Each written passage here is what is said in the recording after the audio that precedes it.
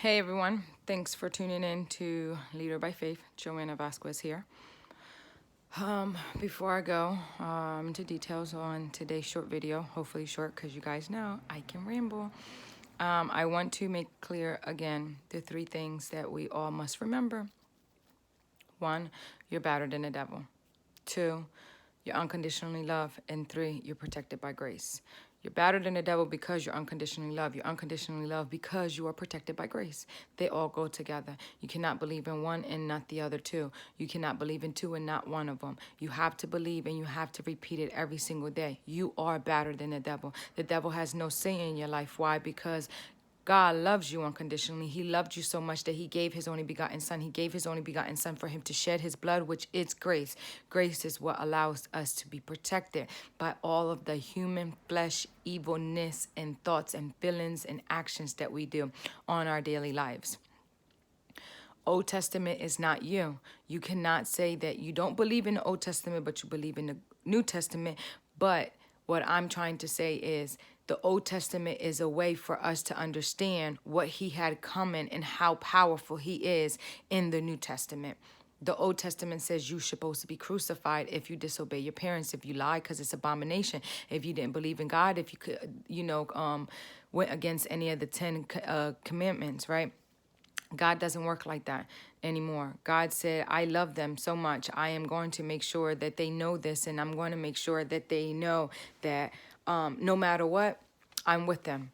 So today, I'm not sure exactly what my video name is going to be, but I'm going off of Romans 8:28, which is all things works out for the good. I want to break this stuff down. A lot of people don't understand, right? When things go wrong in life, in our way, in our eyes, in the human eyes, right?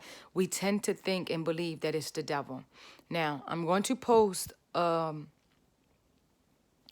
link, right, from Michael Todd, I believe is Mike Todd, I think is his name, right, from Transformation Church, Hot Church, Humble, oh man, I forgot, something in Transparent, right, Humble, I forgot what the O stands for, I don't know, but listen to his podcast, listen to him on Facebook, on YouTube, right. So, in case for the people, that wants to judge and that knows me personally or just wants to judge, like, well, who is she, to tell us this and why we should believe her, why we should listen to her, right? I can only say this. I know I got so much more troubles and tribulations to go through in life. And I wasn't successful in always running to God when I was going through the things that I already went through. I am speaking to the choir when I say, right, it's a lot of times I say the devil's a liar because the devil is taking this away. God gave me this, What we got to understand is God is in control of everything. There's nothing in the world that's going to happen that God's not already aware of. He knew it before it happened. For God's sake, he knows how many hairs you got on your head, right? So I want to speak about how we give the devil too much credit. We give him too much credit by us telling him and telling people around us, right? One, you do know that every time we say the devil's a liar, I want some devil eggs and stuff like that, you're bringing life to him. You're bringing him around in the presence, right? I don't say devil eggs. I say angel eggs. Because at the end of the day, the devil has enough stuff going on in this world that he thinks he's in control, but I know God's really in control, right? Joseph Prince, I believe it was a couple of days ago, he was speaking about, right, how we really do give the devil too much credit. I mean, for God's sake, we always say, I die for a piece of cake. I die to have a hug from you. I would die to have this. I would die to go there, right? But we don't understand, and it's not that we don't understand, it's just that we quickly forget. We're so caught up in the world, right? That our tongue speaks life and death. So if we're dying for a piece of cake, guess what? That cake is adding a lot of calories to your body. That cake is not that healthy for you. You're right. You are dying slowly. But guess what protects you? It's grace. I'm an overthinker sometimes because I overanalyze things. I don't like to really say that I'm an overthinker, but I guess, occasionally I can overthink certain things, and it just don't be that deep, right? As people like to say. But everything is that deep. Just like my mechanic likes to say, Don't sweat the small things in life. And guess what? All things are small. What does that mean? Why are you sweating it? If you can't control it, you can't change it, you can't fix it, you gotta let it go. Stop sweating it. All of that goes corresponding to this, you guys. God allows things to happen because he has a light to shine. Okay? His light will overpower any darkness that he allowed you to go through. God might have not allowed you to got in a loan, got in a new car, got in the new house, went into a school, went to a new group or something, right? Because he knew that you wasn't spiritually ready, physically ready, emotionally ready. He knew that he is still working on you. And if you went into this atmosphere or hung out with these friends or made, a commitment to be in this relationship with this particular person, you would have went to your old ways. We don't see the bigger picture, but God has the bigger picture. That's why he says, just trust in me. Faith is trust, you guys. Trusting is having faith, period. And I don't care how you want to put it. Like I told you guys before, you trust when you buy a car that whoever the heck built this car built it enough, to where you're not going to have a recall within the first 3 hours. You know what I mean? Like, you're trusting when you put the money in your bank account that this bank, is a really legit bank, even though they go through so much to open and operate a bank, it's just like, there's ways around things, but God is the one in control. He's the one that's making everything work out for its good. Just because you went through a stepping stone does not mean that that was the devil. Just because you got sick does not mean that that was the devil. It's God at times. It's God all the time, actually, because he has something in that midst of tragedy or something that you need to get for you or someone that's coming in your life. Every blessing is not always for us. I remember I told both of my children's fathers, I told them that. It's just like sometimes people are blessed because of the other people that's around them. Not saying that they're more loved by God than you are. It's just that God needs them to be blessed in a certain area because they're blessing you. You know what that is? God uses your enemy as your footstool. Not saying that my children's fathers are my enemies, right? But it's just things change once you have kids. And when people don't know God and don't live a spiritual loving connection with God, it's difficult for them to really see the bigger picture. I am not perfect, but I strongly believe that everything works out for the good. And when God takes away people from your life, it's because he knew that they were no good for you. Whether it was right now, because you don't know the future. You don't know if God's going to bring somebody back to you. You don't know if God's putting them with someone else for them to build themselves, this character. I have a friend that let him tell it, we're going to get married because he prayed for me and he prayed exactly like to the T, who I am, how I stand, like everything about me, right? And the more I prayed about God, I don't know how to take this anymore, right? So I need you to talk to me rather than talk to him. What God told me is you are the one, that he's going to marry, but it's not you in particular. It's going to be someone that's almost like you, but I need him to be able to handle you because if he can't handle you as a friend, he's not going to handle the woman that is for him, and it's so amazing how if you are just quiet, and I can talk, you guys, oh my gosh, I can talk, right? If you are just quiet enough, right, and you pray with a pure heart and an open mind, God will answer you, and you will be able to hear it. And when I tell you, right, there's nothing in this world that God's not in control of. I don't care how bad it is. God's in control of it. God's working something out. I mean, for God's sake, you guys, the positive sign cannot be made without the negative sign in it. Like everything connects together, okay? It's just how great God is. Like, people swear I overthink things, or I make small, stupid, examples, but one day I'm going to make a video about how even cars go with how God works with us. How our daily routine, period, really is like the flow of God. And the more we understand this, right, is the better that life will be, because you have to have bad things go on in life. You have to. How are you ever going to learn? How are you ever going to become strong? You think the muscles that you have on your body, the fact that you can bum rush somebody, with your little muscles, that you are strong? You know how powerful the tongue and the mind is. You ever heard them say, be careful of the quiet ones, because those are the ones that are always plotting on something? They're not necessarily plotting on something. It's just like, it's okay to them because they know the power that they have. Now, I'm not saying the ones that are outspoken, because I'm one of the ones. It's not that I need to be the center of attention or I know it all, right? But it's just, I like to use the power of the tongue, so I speak, I talk. Was I always like this? Heck no. I was just shy, embarrassing, embarrassed of myself, scared of fear, living in fear of everything, because I grew up, in foster care. So it's just like, who has my back? Nobody has my back. So I wouldn't dare gain enemies. I wouldn't dare betray none of my, so-called friends, even though they're betraying me.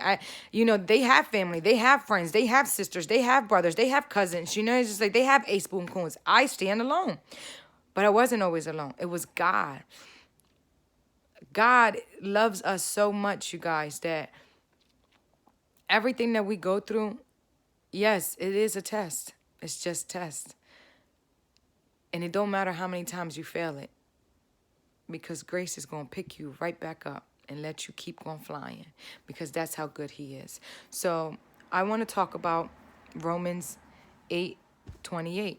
I hope you guys understood all the little examples, the little quotes, the little, personal life stories, that I just want people to see things, and again, these are, like I said in my description, this is my honesty through my eyes. It's not through your eyes. I can't see through your eyes. I can see in your eyes, but I can't see through your eyes. Therefore, you can't fault me for what I believe and what I stand for and what I've been through and how I looked at it, my lessons in life. I just know that I've been through hell and back, but not really, because that's given too much power to the devil. I've been through so much that me as a human person, I want to say I've been through hell and back, because I remember sleeping in my car. I remember being betrayed by people that I loved and I trusted from the bottom of my heart. I remember, and I love the fact that I'm able to remember, because there's people that go through things and they don't remember because they isolate it from their mind. And that's not healthy, because you didn't learn from it. I remember not having $1 to my name. I remember not having food in my house. I remember not having a job. I remember, not having anyone there in my delivery room with my children, with my daughter, because my son, people were there. I remember the things that I went through as a mother, before a mother, as a teenager, as a little child, as a kindergartner. I remember these things still, but God allows me to remember them, because this is what allows me to help the other people around me. I can look at someone and see their pain and see that they're yearning for someone to just talk to me, please. Like, ask me the right questions so I can confide in you and I can just pour my soul out to you. It brings the ball to my throat, because I see it every day, you guys. Sometimes we so naive, to understand that from the outside, people look like they have it all. Everybody's hurting. I was reading a book, right, and it was saying, how did it go? And it's crazy because John Gray and his wife also said it. I don't know, I forget how it went, right? But it basically said how we females, we pray for a good man, a strong man, and this and that, right? And God provides it for us, but then we forget that men hurt too. They just show it differently. And men go through things, and that's why men act the way they act at times, because they can't fondle in their mind, like their ego won't allow them to confess what they're hurting about, what they're yawning about. I know men that are married with a woman that are so unhappy because they refuse to marry a woman that struggled like their mom, or because they refuse to marry or be with a woman that did things in their past that they are embarrassed of, because they worry too much about how the world looks at them. I know females that been so abused by their fathers that they purposely look for the total opposite. and they're so unhappy and so miserable because they yet haven't comfort that pain. And what I mean by comfort is healed it, go to God and leave it there with him, because he allowed us, and I mean us like male and females, to go through everything that we went through, spiritually, emotionally, physically, worldly, and in every aspect of life, because he had something greater for us to learn and for us to receive. So the more power that we give to the devil by allowing him to think that, oh, that must be the devil, sometimes it's God just saying, trust me, like slow the heck down, sit your buttocks down, and trust that it's me directing you this way. Yes, I just gave you the promotion, and now I'm like, I'm taking it away. But I'm not taking it away, because I got something that's 10 times more of a better promotion. I know people that sit at the same job for decades and decades, just because they pay them good, because they have the freedom, or because they're so comfortable. But they don't want to do that. They don't like the hours. They don't, yawn to wake up and do that, but it's by faith that sometimes we have to say, you know what, I'm giving you guys my 2 weeks and I'm out, or asking God before we bust a move. God, what should I do? Should I, just hurt, sell everything and, put my 2 weeks in, or should I sell everything and then by the time I sell my last thing, keep on working and stacking up and ask a family member or ask a friend, can I, live there for 2 months or 6 months or 3 months, and save and then just go and do what I want to do, what you got in my heart, Father, because this it's pouring out at me. It's roaring at me, Father God. It's just like, what is it that you want me to do? And it's the faith. It's like, sometimes we don't do it. God's like, I've been telling you to bust that move and you're not listening. So what I got to do is get you fired. Now you're fired. And then now it's just like, daggone it, you still not listening. You moping about losing your job when I'm telling you, if I close one door, I got 10 of them open for you, or I got just one more that's better, 10 times better than the one that I just closed. Like, what's wrong with you? And guess what? He's still not mad, because that grace protects you. He still keeps going pushing at you. He talks in your ear and in your head and keeps going until it's like right here. And then you're like, oh, I got it. For goodness sake, I could have been did this. But you got to remember, if you could have been done it, he would have made sure that you would have already done it. It's a reason why he's still talking to you. It's a reason why he knows that he gonna keep on talking to you and you ain't gonna bust a move. But when he busts a move for you and get you fired or take your car or lose your house or lose the man that you're so comfortable with, but God's been telling you, get your behind up and lead this man to church and you're not doing it, or, lead this woman to church and she's not doing it and you're not figuring out how you can convince her, or you're not figuring out how you can convince him. It's just like God said, you know what? I'm going to need you to go through this with me real quick. But I'm going to need you to understand that that's not the devil. It's God. It's God, because God needs you to go through, I believe Michael Todd said, the wilderness. He needs you to go through the wilderness like Moses.